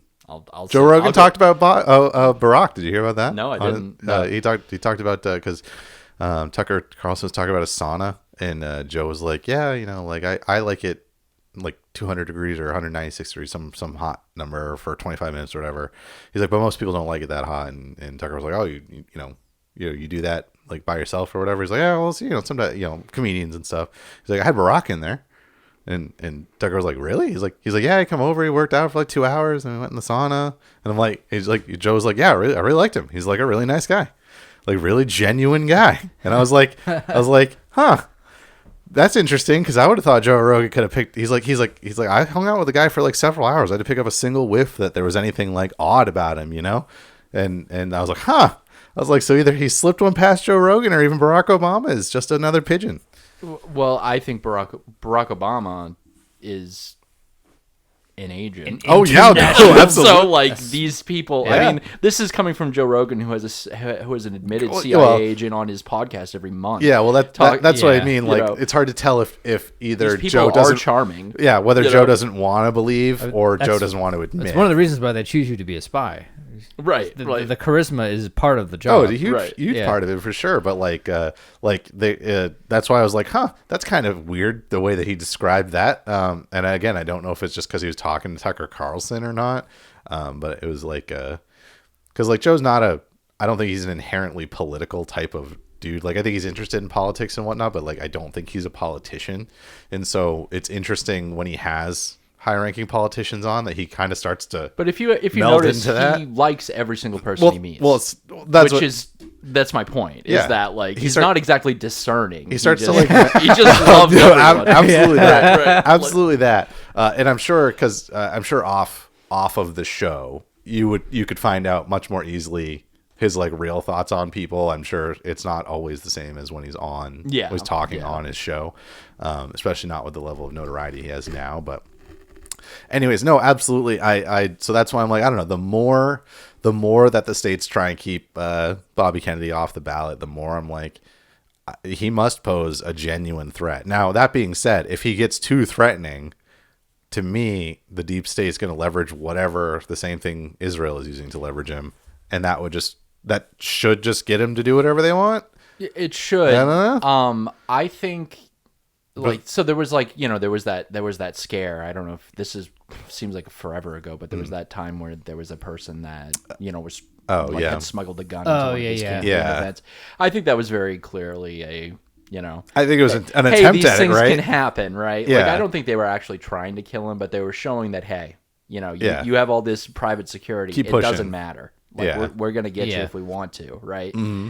And I mean, the guy had like a cop badge. Yeah. It was a weird situation. Yeah, he was trying to pose as a member of his security. Right. Yeah. And he had like the proper uniforms. And this was very clearly some direct inside job. Yeah. Yeah, like I think so. Mm-hmm. Well, and Gavin DeBecker is the guy that that runs his security is also extremely sus, and I have no idea why Bobby Kennedy trusts that guy. Well, same reason he lets Amaryllis Fox run his fucking campaign, I guess. So, so like that's what I mean though. Like I can't tell. Like is he just their backup to the backup, right? Like if neither Donald Trump or Biden are able to capitulate, or actually maybe it's not capitulate per se, but continue to progress in the direction they want to go, that they're just gonna throw Bobby Kennedy into the mix and he's the backup to the backup. I don't know. It is weird. Like the whole, I mean, I can personally attest. I think he's an excellent speaker, even despite his voice. He can really command an audience. I know Tucker Carlson got some heat for saying something about his voice too. Like a lot of talking heads are like just realizing that Bobby Kennedy Jr. is a candidate, like a real candidate, and they're all commenting on his voice, and it's like, yeah, I felt the same. I'm just like a human, right? Like when I first heard him speak, I was like, oh, what's wrong with him? You get used to it. But it actually is kind of impressive how quickly you just kind of get used to it. And ever since he's had his surgery, his voice a little stronger. Yeah. So and he does seem like he needs to warm up, and then he gets fine. Yeah. Like when we went to see him speak, like I think that was the first time I heard him speak too. It was like, oh, okay, it's and then he like cleans it up a little bit. Like it's more of like a phlegmy thing rather than an actual speech impediment. It's quickly it's impressive rather how quickly your ears just attune. Yeah, it's almost like an accent. You're picking up on an accent. Yeah, you start listening to the words and not the sound. Right? I mean, I can just say, like, from my experience, I work with a lot of people who have had strokes and things, and you get used to their way of speaking very quickly. Yeah, or at least I do. Some people have like more unless trouble you're like with it. Yeah. Just like, it's just like, but like for me, like, first couple times you're like, what? You ask them to repeat themselves, and then eventually, if by the end of the shift, we're talking. Right.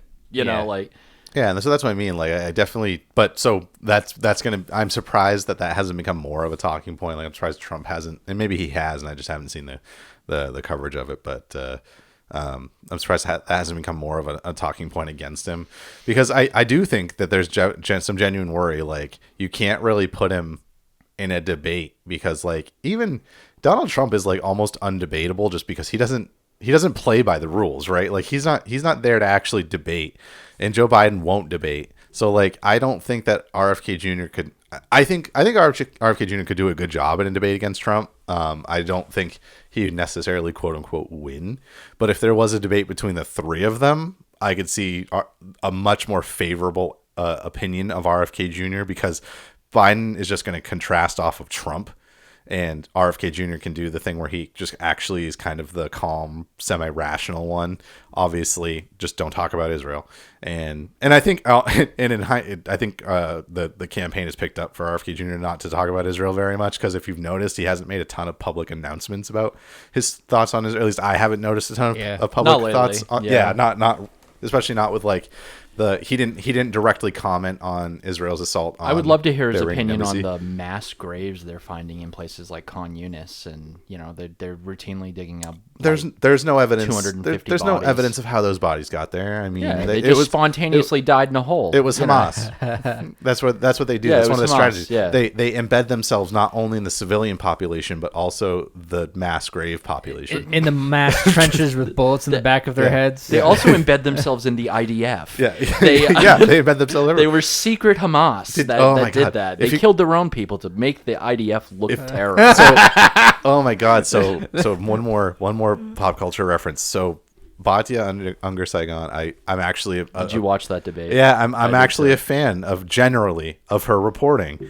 However, her and Dennis Prager are absolutely abominable in that goddamn debate. All I'm gonna say is Dave Smith is a very good debater. Yeah. He's very comfortable. Mm-hmm. He fucking cleaned house. And even Cenk Uygur, which I'm not a big fan of personally, I think like on this issue, he knows that there really is no moral argument. I gotta say, I hate Cenk Uygur. Mm-hmm. I'm glad that he's good on this issue. Yeah. We can agree with that. Yeah. But you could also clearly see the obvious intellectual mismatch between him and Dave Smith. No, Cenk.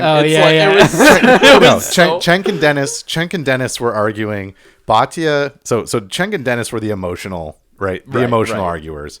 Dave Smith and Batya Bhatia, I think, absolutely understood that her position was not a winning position, which is why every time she had to argue to like some sort of like weird rational like thing, like they were talking about the number of civilian casualties to the number of military casualties, and she's like, well, and she obviously can't acknowledge that the ratio is absurd because Israel claims to be one of the What's an acceptable number? Yeah, What would acceptable what is the number be? ratio that's okay? Bhatia, none. Like that's the ratio that's acceptable. But here's the ratio. So the immediate follow up to that is like none is the acceptable ratio. But let's look at the actual ratios of every other war. It's like 1 to 3, 1 to 4. Right. We're like 1 to fucking 12. Right. 1 to 15. They're like, how do you and I know in her mind she's smart enough to know that that's not, but how else do you argue that she's just there to argue the pro-Israel side, and that's where it's like she's a Jewish nationalist. That's what she is. Absolutely, and that's why I was like, it really sucks because her I love it when she's saying America. I believe in America first. No, you don't. no, absolutely. No, you don't, because then you wouldn't be supporting us getting embroiled in this conflict. You wouldn't. You're not America first. I'm sorry. No, and you could see Sagar talked about after on Breaking Points. He's like, because Crystal was like, I don't know how the fuck you did that, because I would have not have been a good host. I would have been not a good moderator. I would have been like, that's bullshit. That's bullshit. That's bullshit. Also, I would say that I think Sagar was very good. He should actually consider a career in moderating, because I think that's the best I've ever seen him. He basically said after, he was like, yeah, I'm not gonna lie, I caught myself a couple of times wanting to just like outright correct and like get, be like, that's not right, like you can't make that claim. He's like, but then I remember, like, nope, it's not me saying it, it's them saying it. I'm just here to kind of give equal opportunity for both sides to make their points. And I was like, good on you, Sagar. You didn't capitulate, or you didn't fall for it in the moment, though I can absolutely understand how easy it would be, especially just I struggle to listen to Dennis Prager talk about the Israel issue. What a fucking moron. Yeah, absolutely. You mean the prestigious founder of Prager University? Yep.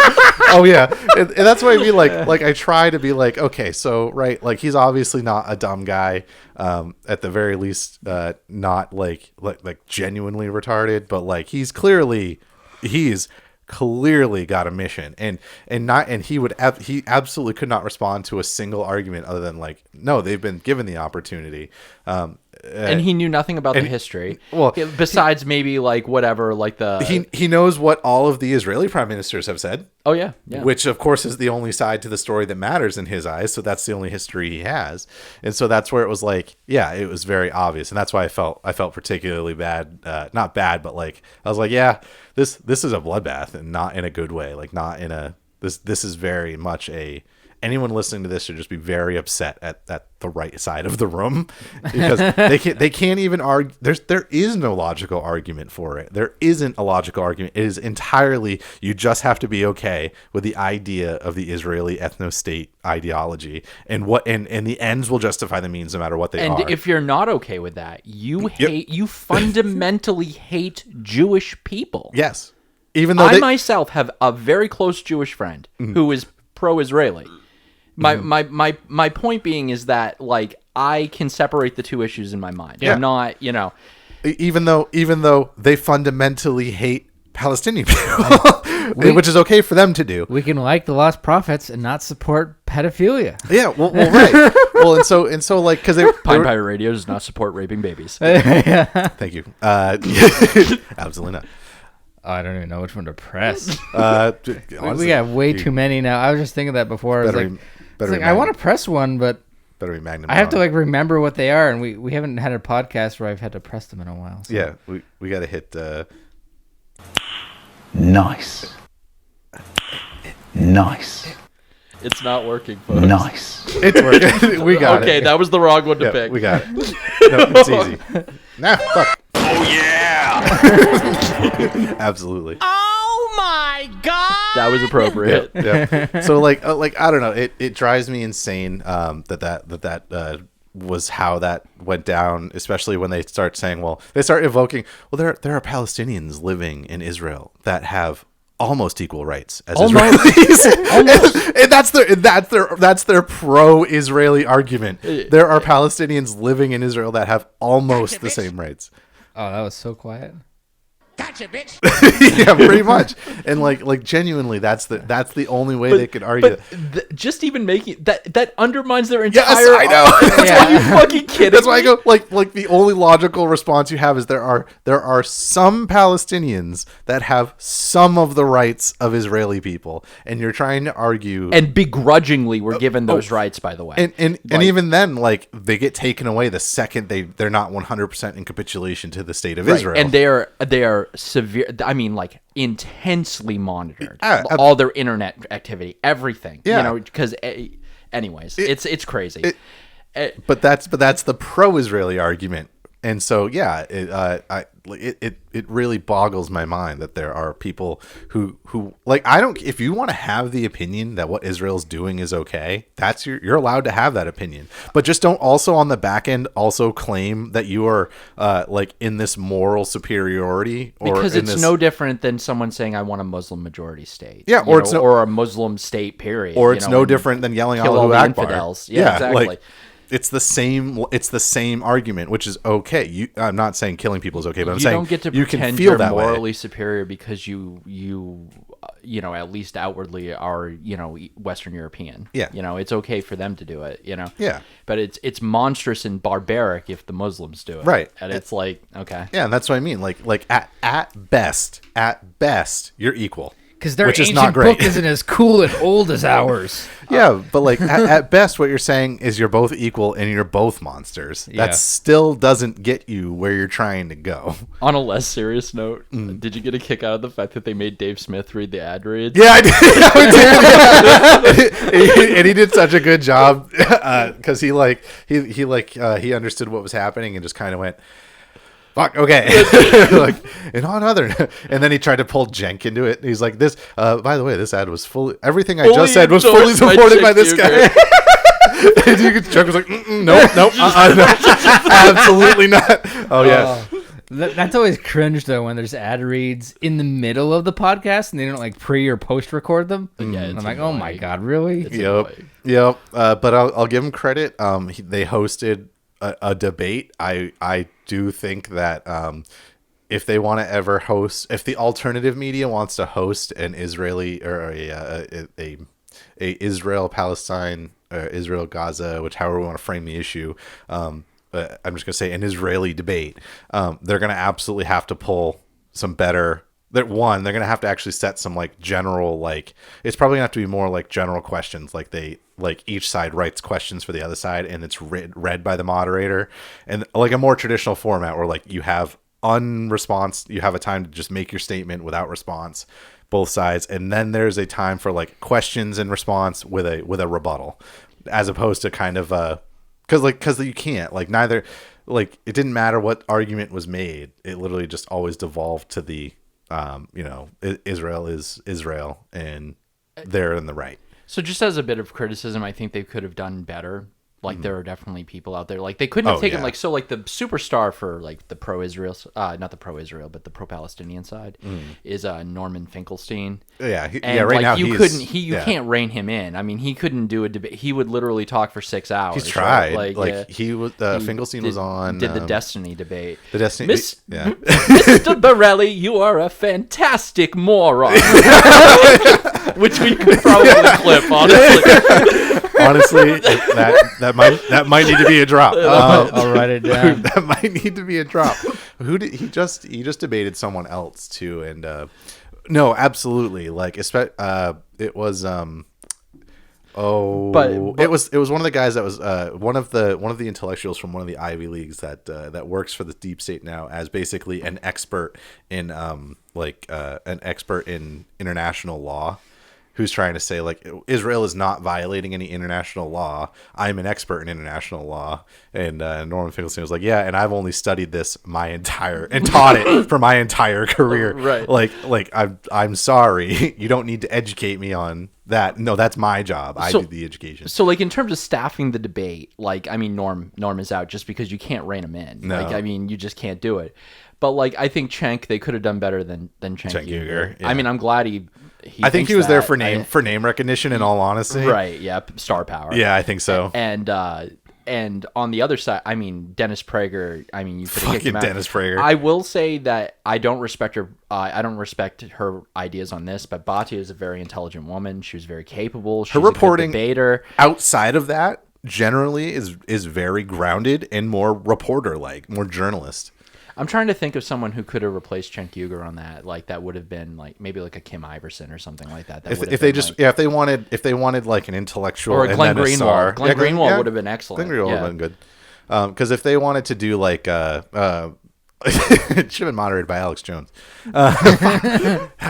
Next one. But yeah, like I think if they wanted to go like host and then like intellectual, like for each side, that's okay. Get a little bit of quote unquote entertainment, but maybe a little more smoother delivery, and then someone who like actually knows what the fuck is like the factual arguments for both sides. However, I really struggle to think of anyone that could take the pro-Israel side that isn't just going to be fanatical. I don't even care if they're fanatical. I just would like them to make arguments. Well, that's what I mean. But that's what I'm saying. Yeah. And when I say fanatical, I don't mean like high energy. I mean like they're maybe fanatical is wrong. Sycophantic. Just like they're just Israel is in the right, and there's nothing you could tell me.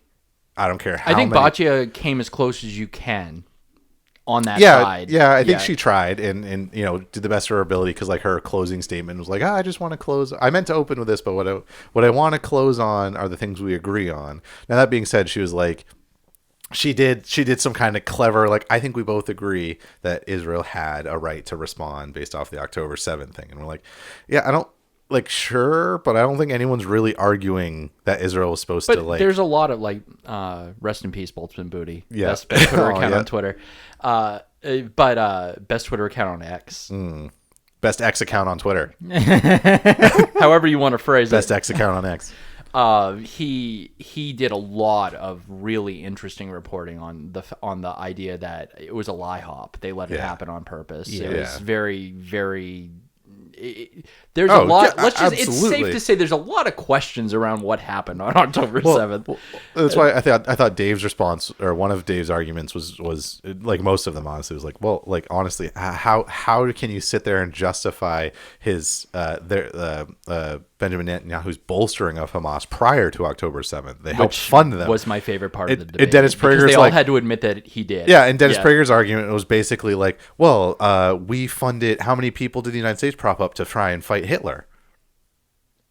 I don't think that argument works the way you think it works. Oh yeah, we funded the most evil man in the world, Joseph Stalin. Yes, is what he was saying. To defeat Hitler, as if that's even comparable. One, I would argue it's not even comparable, but two, I would say like the United States' involvement in World War II, especially, was separated. Like we let the war rage and the I fires think it's burn. a pretty bold statement to say that Stalin was more evil than Hitler. Oh, absolutely. I think that's pretty bold. Like, it's not. I don't think it's difficult to say that Stalin. That's also pretty revealing of Dennis Prager's politics. Well, that's all I'm saying. Well, but that's like saying that we gave money to Japan before they bombed Pearl Harbor. It's a completely different argument. Right. Or we gave Hitler money before Hitler bombed us. It's like we're an internationally operating democracy. We gave money to everyone. That doesn't necessarily prove or disprove any of the allegations. Yeah. And the argument's starting to get mature enough and nuanced enough that we can finally start saying things like, okay, so let's just talk reality here. Like, let's say Benjamin Netanyahu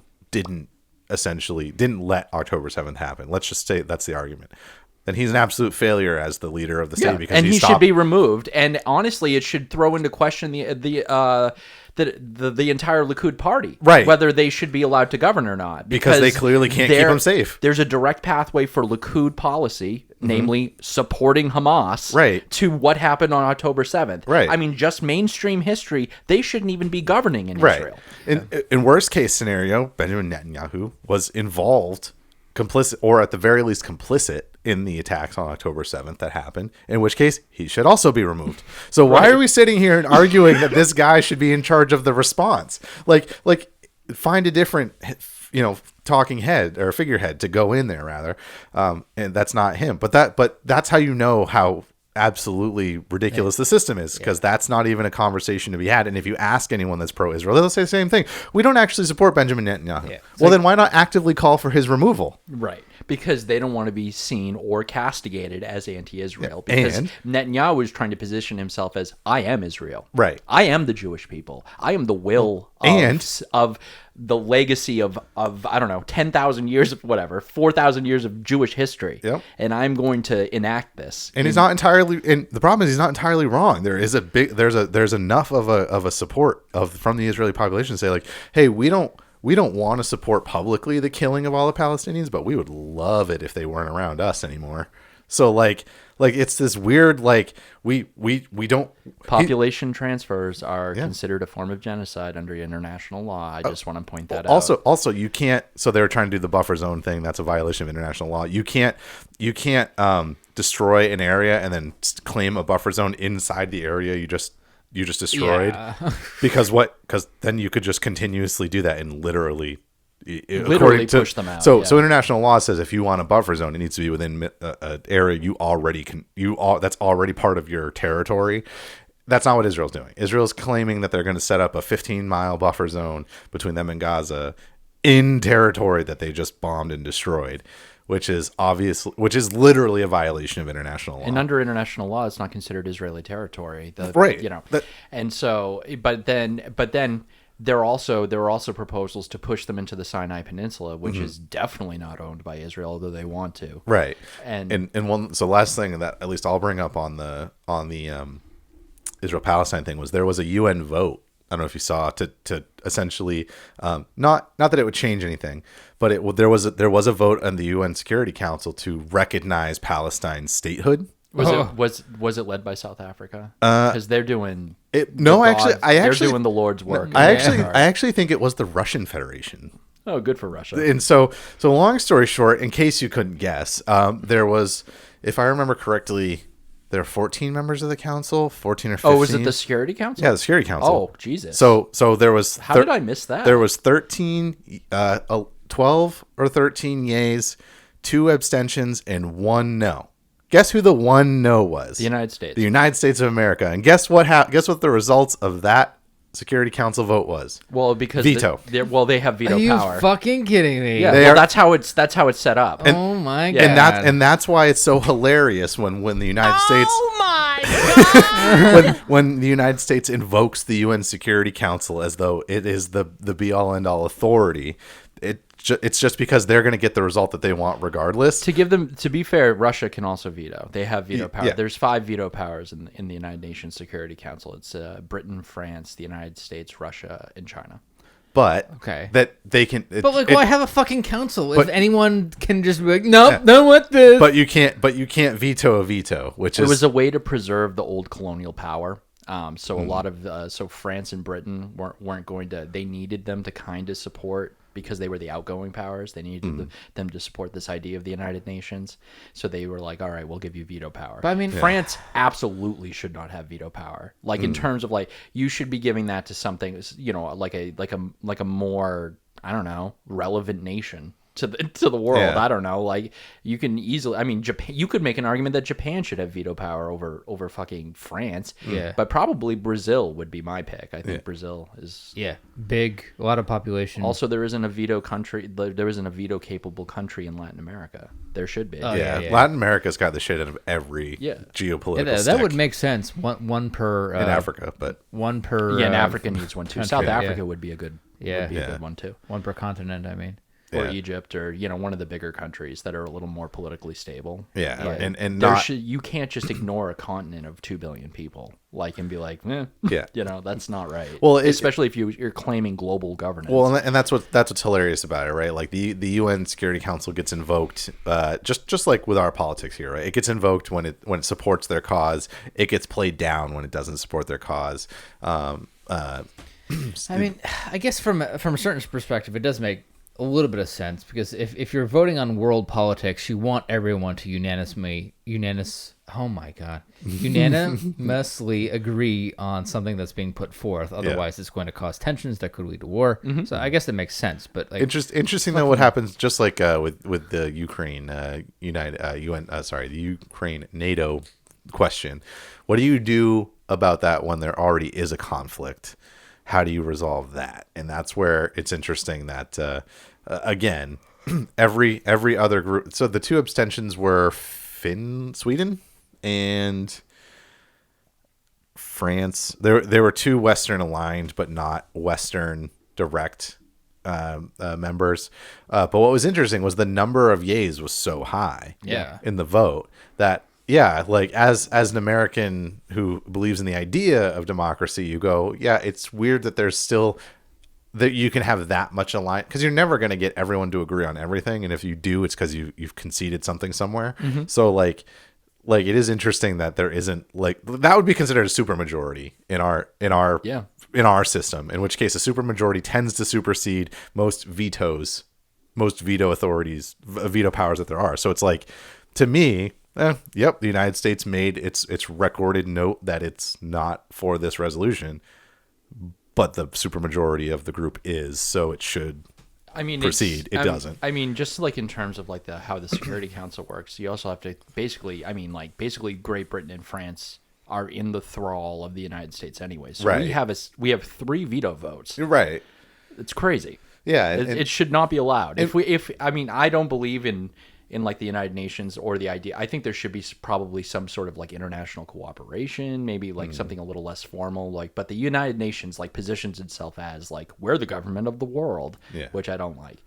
But, if you're going to have it, it should at least be like, like you should probably represent every region of the world. Or have some sort of rule that qualifies people as certain. Like, you need to have this much population, this much involvement, or donate this much money to be in some sort of veto power, and everyone with this top population is involved. Or let's say your veto power has a modifier attached to it, and the modifier is your distance from the area of the resolution. That's perfect. Yeah.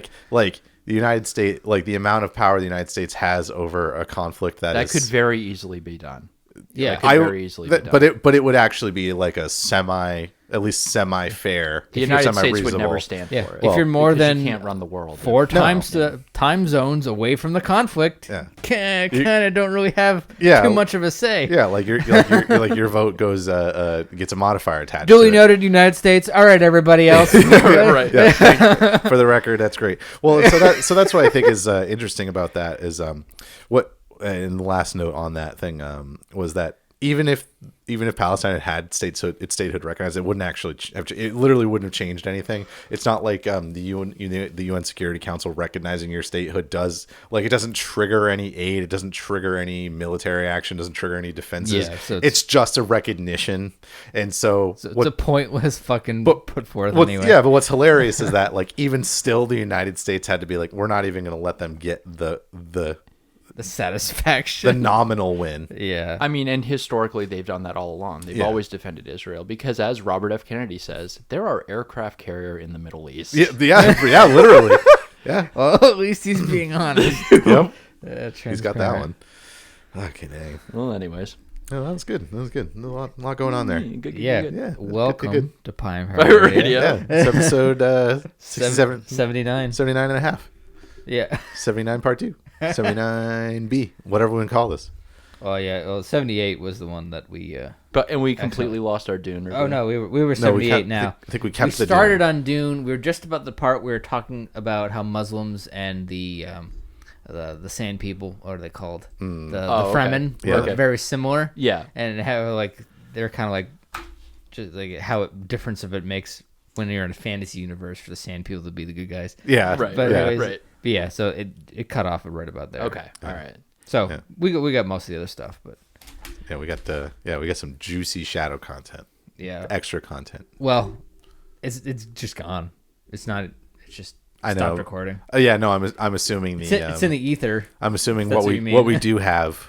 Is that going to be a standalone episode, or do we want to do that? It's already out. Oh, okay. Yeah, I mean, it's just an hour. Right. It's an hour and 15 minutes. Oh, okay. That's fine. I didn't see it edited, so I'll get it posted to the website. We're all caught up, so that's good. That's good. So I'll get that one uploaded. Cool.